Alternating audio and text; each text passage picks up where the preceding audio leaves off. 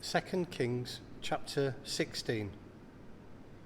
In the 17th year of Pekah, son of Remaliah, Ahaz, son of Jotham, king of Judah, began to reign.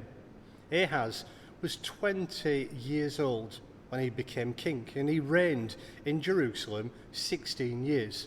Unlike David, his father, he did not do what was right in the eyes of the Lord, his God. He walked in the ways of the kings of Israel and even sacrificed his son in the fire, following the detestable ways of the nations the Lord had driven out before the Israelites. He offered sacrifices and burnt incense on high places, on the hilltops, and under every spreading tree. Then Rezin, king of Aram, and Pekah, son of Remaliah, king of Israel, marched up to fight against Jerusalem and besieged Ahaz. But they could not overpower him.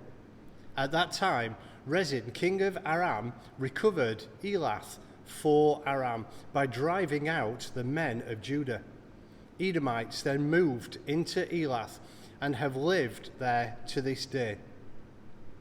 Ahaz sent messengers to say to Tiglath-Pileser, king of Assyria, "I am your servant and vassal.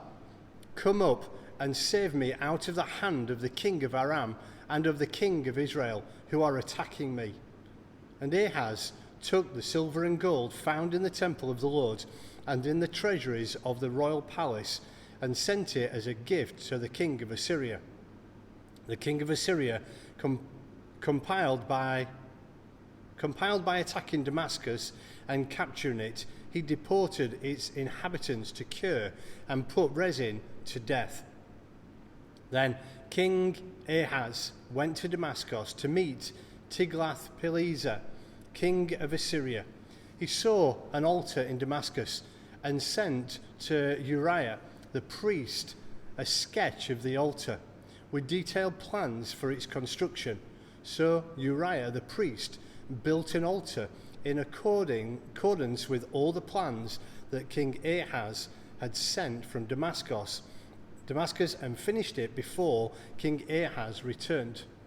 When the king came back from Damascus and saw the altar, he approached it and presented offerings on it. He offered up his burnt offerings and grain offerings, poured out his drink offering, and sprinkled the blood of his fellowship offerings on the altar. The bronze altar that stood before the Lord he brought from the front of the temple, from between the new altar and the temple of the Lord, and put it on the north side of the new altar.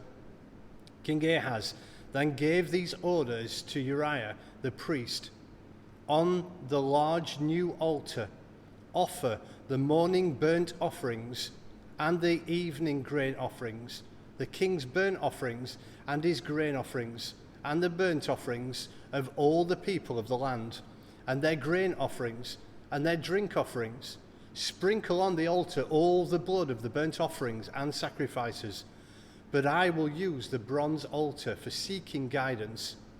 And Uriah the priest did just as King Ahaz had ordered. King Ahaz took away the side panels and removed the basins from the movable stands. He removed the sea from the bronze bowls that supported it and set it on the stone base. He took away the Sabbath canopy that he had built at the temple and removed the royal entranceway outside the temple of the Lord, in deference to the king of Assyria. As for the other events of the reign of Ahaz and what he did, are they not written in the book of the annals of the kings of Judah? Ahaz rested with his fathers and was buried with them in the city of David, and Hezekiah his son succeeded him as king.